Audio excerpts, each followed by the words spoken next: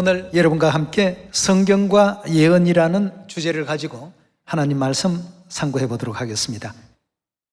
성경을 보면 많은 예언들이 기록되어 있습니다. 예언이라는 뜻은 앞으로 이루어질 일들을 미리 하나님께서 기록하셨다는 뜻 아니겠습니까? 그래서 우리가 성경을 바라보게 되면 장차 우리의 미래는 어떻게 펼쳐질까? 또 앞으로 우리 복음은 어떻게 될까? 그리스도 안상님께서도 성령 시대 예수님의 새 이름으로 이 땅에 오셔서 진리의 말씀을 전가하실 때 마가의 다락방 같은 작은 가정교회에서 예배를 드릴 때에도 항상 하신 말씀이 열방과 열족들이 다 이렇게 몰려오도록끔 되어 있는, 예언되어 있는 교회라고 늘상 강조를 하셨습니다. 그 예언 그대로 지금은 전 세계 국가에서 많은 시온의 자녀들이 그 당시로는 우리가 꿈꿀 수 없었고 상상할 수 없었던 현실이었습니다. 그 시대적인 입장에서는 그런 일들이 과연 일어날 수 있을까라고 의혹할 만한 그런 어떤 여건과 환경이었습니다만 하나님께서 예정하시고 예언하신 그대로 참으로 수많은 우리 시온의 가족들이 지금 코로나 때문에 잠시 이렇게 중단이 되었습니다만 77차 방문단들까지 한국에 또 방문해서 여러분들도 다 눈으로 보셨고 또 전 세계 대학생들 모임, 또 전 세계 사모들 모임, 이런 어떤 모임을 통해서 전 세계 각처에서 우리 시온의 가족들이 나 말고도 다 이렇게 세계 각처에서 함께 이 복음을 받들고 있고 하나님을 경외하고 있고 교회를 섬기고 있는 이런 입장에 전부 놓여 있구나 하는 것을 서로가 예언 속에서 이제 그 모든 일들을 바라보게 된 것입니다.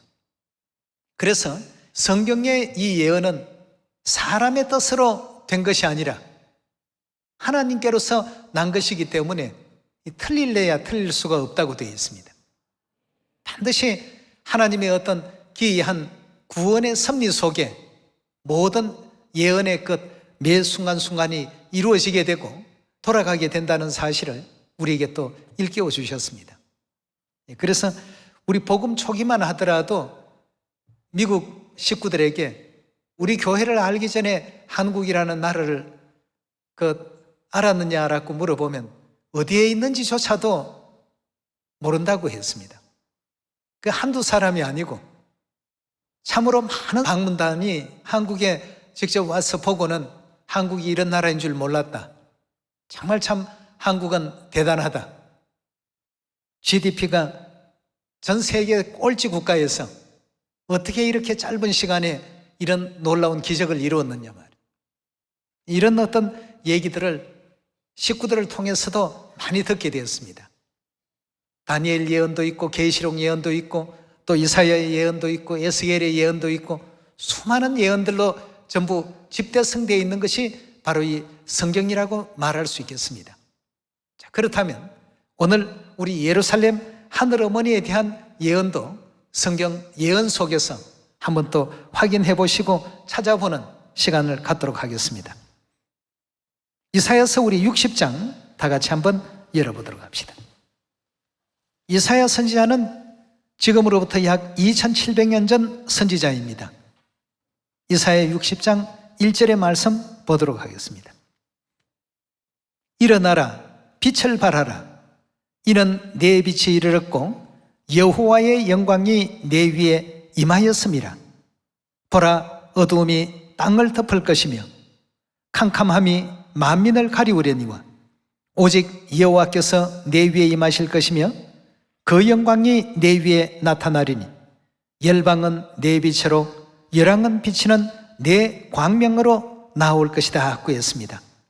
그 열방과 열족들이 다 예루살렘의 영광의 빛을 바라보고 그 영광의 빛 가운데로 전부 나오게 될 것이다 하고 했습니다. 4절의 말씀 봅니다.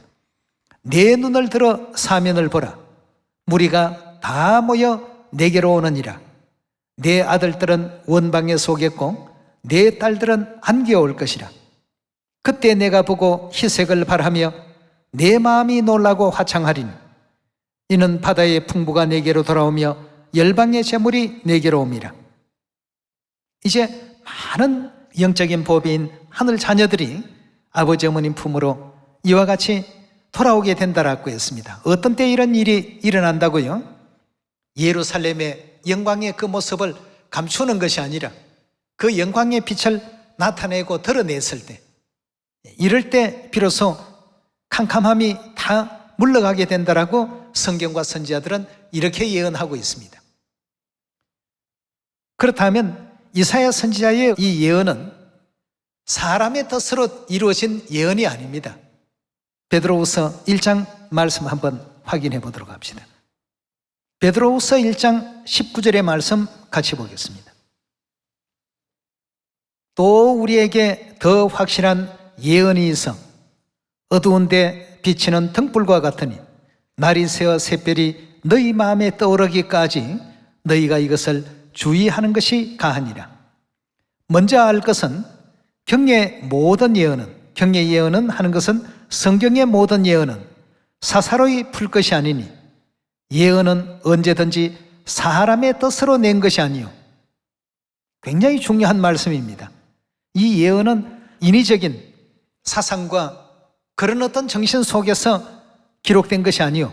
오직 성령의 감동하심을 입은 사람들이 누구에게 받은 것이라고요? 하나님께 받아서 말해둔 것이라고 이렇게 알려주고 있습니다. 그렇다면 이사야 60장에 이와 같은 모든 예언들 또한 반드시 이대로 이루어져야 되겠습니다. 무리가 다 모여 와야 되겠고 하나님의 영적 아들, 딸들이 다 이렇게 원방에서 오는 이런 이제 은혜로운 역사가 일어나야 되겠죠. 이사야 60장 8절로 다시 돌아옵니다. 저 구름같이 비둘기가 그 보금자리로 날아오는 것 같이 날아오는 자들이 누구냐? 곧 섬들이 나를 앙망하고 다시스의 배들이 먼저 이르되 원방에서 내 자손과 그 은검을 아울러 싣고 와서 내 하나님 여호와의 이름에 드리려 하며 이스라엘의 거룩한 자에게 드리려 하는 자들이라. 이는 내가 너를 영화롭게 하였음이라고 했습니다.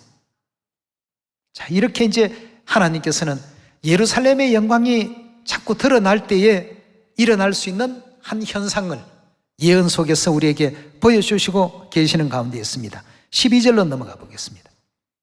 12절의 말씀 보시면 너를 섬기지 아니하는 백성과 나라는 파멸하리니 그 백성은 반드시 진멸되리라.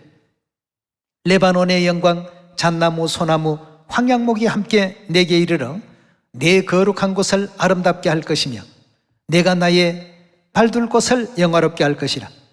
너를 괴롭게 하던 자의 자손이 몸을 굽혀 내게 나오며 너를 멸시하던 모든 자가 내 발 아래 엎드려 너를 일컬어 여호와의 성읍이라 이스라엘의 거룩한 자의 시온이라 하리라고 했습니다.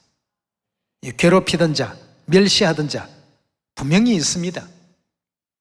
예언 속에 다 등장하고 있기 때문에 이런 인물들이 반드시 있어야만 되는 것입니다. 그렇지만 하나님께서는 괴롭히는 자들과 멸시하는 자들로 인해서 예루살렘의 그 영광이 가려진다고 했습니까? 절대 예루살렘의 영광은 가려지지 않습니다. 찬란하게 더 큰 어떤 빛을 발하도록 되어 있습니다.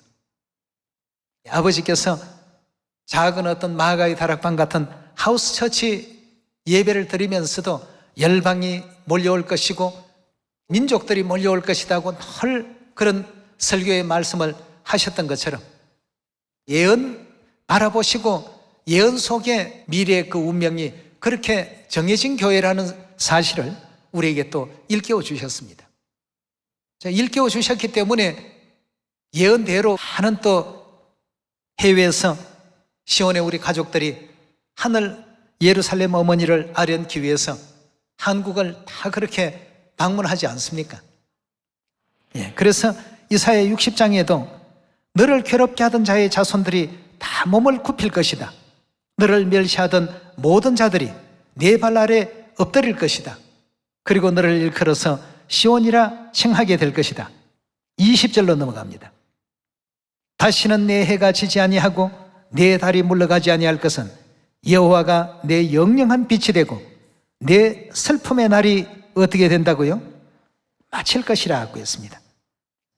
그동안은 다 슬픔과 또 애통과 고통과 또 괴롭힘 당하는 괴로움과 또 멸시당하는 모멸감과 이런 속에서 슬픔의 그 날을 이어왔지만 이제는 그 슬픔의 날도 다 이제 마치게 될 것이다.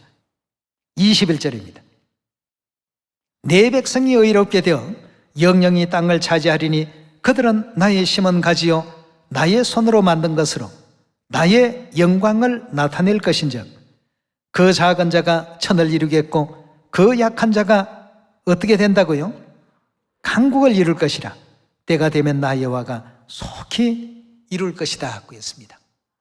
약하던 자들이 계속해서 약한 상태로 있는 것이 아니고 강한 강국이 될 것이고 적은 숫자가 천을 이룬다고 하는 것은 그만큼 많아진다는 뜻 아니겠습니까? 정말 아버지 계실 때 시온의 가족들의 수와 지금의 내용을 바라보게 되면 비교할 수가 없습니다. 비교할 수 없을 만큼 많은 영광의 그 역사를 우리에게 또 열어주신다는 것을 느낄 수가 있습니다. 그래서 오늘 드리고자 하는 말씀은 예언은 절대적으로 1.1핵이라도 거스를 수 없기 때문에 믿고 그대로 진행하자는 것입니다. 예루살렘의 영광을 선포하시고 예루살렘의 영광을 나타내야 되겠습니다. 우리 하나님께서 온 세상으로 하여금 찬송을 받게 하기 위해서 세우셨다고 되어 있지 않습니까?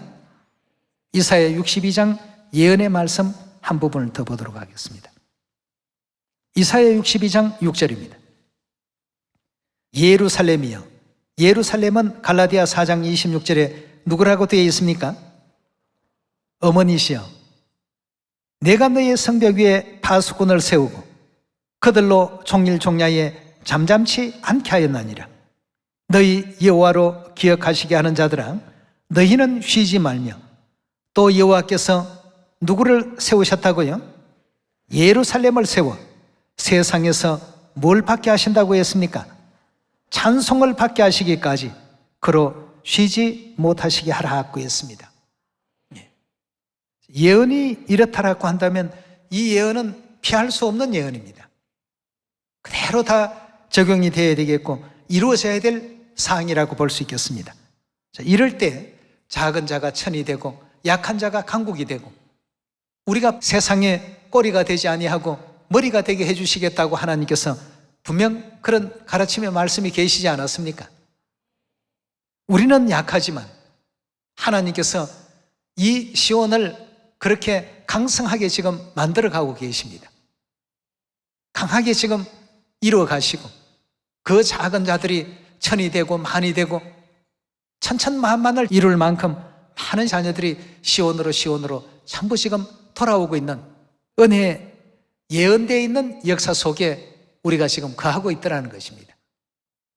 자, 그렇다면 이 예루살렘의 영광에 대한 이 부분을 스가랴 선지자는 또 어떻게 예언을 하셨는지 예언된 장면을 우리가 한번 살펴보시면서 예루살렘의 영광을 나타내어도 사람들이 귀를 잘 열지 않던데요 라고 그렇게 우리가 생각할 필요 없습니다.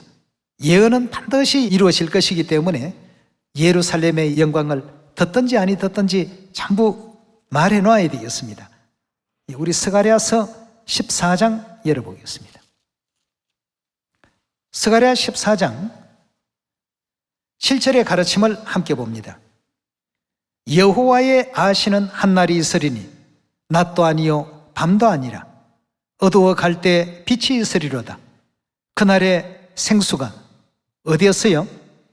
예루살렘에서 솟아나서 절반은 동해로 절반은 서해로 흐를 것이라. 여름에도 겨울에도 그러하리라고 했습니다. 생수의 그 근원지가 어디라고 하나님께서 예언해 놓으셨습니까? 예루살렘이라고 이렇게 분명히 말씀을 해 놓으셨습니다. 예루살렘은 갈라디아 4장 26절에 누구로 표상되어 있습니까? 위에 있는 예루살렘은 자유자니 우리 어머니라 하고 이렇게 말씀을 주셨는데, 거기에서 나오는 이 생명의 모든 말씀은 생수가 되어서 세계를 지금 구원하고 세계를 살리는 큰 역할을 하게 될 것이라고 예언하고 있습니다. 에스겔서 47장. 에스겔 47장 1절의 말씀 함께 보겠습니다. 그가 나를 데리고 전문에 이르시니, 그 전의 전면이, 여기서 전이라고 하는 것은 성전을 의미하는 것이죠. 전의 전면이 동을 향하였는데 그 문지방 밑에 물이 나와 동으로 흐르다가 전 우편 제단 남편으로 흘러내리더라. 그가 또 나를 데리고 북문으로 나가 바깥길로 말미암아 꺾여 동양한 바깥문에 이르시기로 본즉 물이 그 우편에서 서미어 나오더라. 그 사람이 손에 줄을 잡고 동으로 나아가 1,000척을 청량한 후에 나로 그 물을 건너게 하시니 물이 발목에 오르더니 다시 1,000척을 청량하고 나로 물을 건너게 하시니 물이 무릎에 오르고 다시 1,000척을 청량하고 나로 물을 건너게 하시니 물이 허리에 오르고 5절입니다. 다시 1,000척을 청량하시니 물이 내가 건너지 못할 강이 된지라. 그 물이 장일하여 헤엄할 물이요 사람이 능히 건너지 못할 강이더라 하고 했습니다. 여기에는 지금 보니까 예루살렘 성전에서 뭐가 나왔다고 했습니까? 스가랴 14장 8절에서는 생명수가 어디에서 나온다고요? 예루살렘에서 나온다. 여기서는 지금 예루살렘 성전에서 솟아나는 그 샘물이 나중에는 사람이 감히 이렇게 걸어서 건널 수 있는 강이 아니라 헤엄을 해야 될 만큼 그 깊이가 더해지는 강으로 변모가 되더라 하고 이렇게 말하고 있습니다. 이 강은 무슨 강이죠? 생수가 솟아나서 형성된 강이니까 생명수의 강 아니겠습니까? 자, 이 생명수의 그 강을 통해서 이 온 세계가 어떻게 변화를 입게 되는지에 대한 예언을 한번 계속 보시기 바랍니다. 6절입니다. 그가 내게 이르시되 인자야 내가 이것을 보느냐 하시고 나를 인도하여 강가로 돌아가게 하시기로 내가 돌아간 적 강 좌우에 나무가 심히 많더라. 생명강 좌우에 나무가 심히 많더라 하고 했습니다. 8절에 그가 내게 이르시되 물이 동방으로 향하여 흘러 아라바로 내려가서 바다에 이르니 이 흘러내리는 물로 그 바닷물이 어떻게 된다고요? 소성함을 얻을지라. 자, 예루살렘 성전에서 솟아나는 물이 강이 되어서 그 생명수의 강이 바다로 흘러 들어가는데 바닷물이 전부 살아나더라 하고 했습니다. 그 바닷물이 소성함을 얻을지라. 바다는 요한계시록 17장 15절에 보면 인류 사회를 표상하고 있습니다. 온 인류 사회에 예루살렘에서 솟아나는 하나님의 생명수의 강이 흘러 들어가서 전부 살려내는 놀라운 역사가 일어납니다. 9절에 계속 봅니다. 이 강물이 이르는 곳마다, 이 강물은 무슨 강물이죠? 생명수의 그 강물이 이르는 곳마다 번성하는 모든 생물이 어떻게 됩니까? 전부 모든 생물이 살아납니다. 또 고기가 심히 많으리니 이 물이 흘러 들어가므로 바닷물이 소성함을 얻겠고 이 강이 이르는 각처에, 그러니까 하나님의 생명수의 말씀이 들어가는 그 곳곳마다 모든 것이 다 어떻습니까? 살 것이라 하고 있습니다. 우리는 다른 것보다 예언을 믿어야 됩니다. 예루살렘 하늘어머니의 영광의 역사를 전 세계 만민에게 나타내고 알리게 될 때마다 이런 어떤 역사가 일어난다는 것을 꼭 믿고 모든 일들을 진행해야 되겠습니다. 여러분, 세상 현상을 바라보지 마시고 하나님의 예언을 믿으십시다. 예언을 믿으면 예언 그대로 모든 일들이 이루어집니다. 10절의 말씀 봅니다. 또 이 강가에 어부가 설 것이니 엔게디에서부터 에네글라임까지 그물 치는 곳이 될 것이라. 그 고기가 각기 종류를 따라 큰 바다의 고기같이 심이 많으리니와 그 진펄과 개펄은 소성되지 못하고 소금 땅이 될 것이며 강 좌우가에 각종 먹을 실과나무가 자라서 그 잎이 시들지 아니하며 실과가 끊치지 아니하고 달마다 새 실과를 맺으리니 그 물이 어디에서 나왔다고 했습니까? 성소로 말미암아 나옴이라고 했습니다. 성소로 말미암아 나옴이라. 그 실과는 먹을 만하고 그 잎사귀는 약 재료가 되리라고 했습니다. 자, 에스겔 선지자의 이와 같은 그 예언이 요한계시록 22장에 똑같이 반복되고 있습니다. 놀라운 일입니다.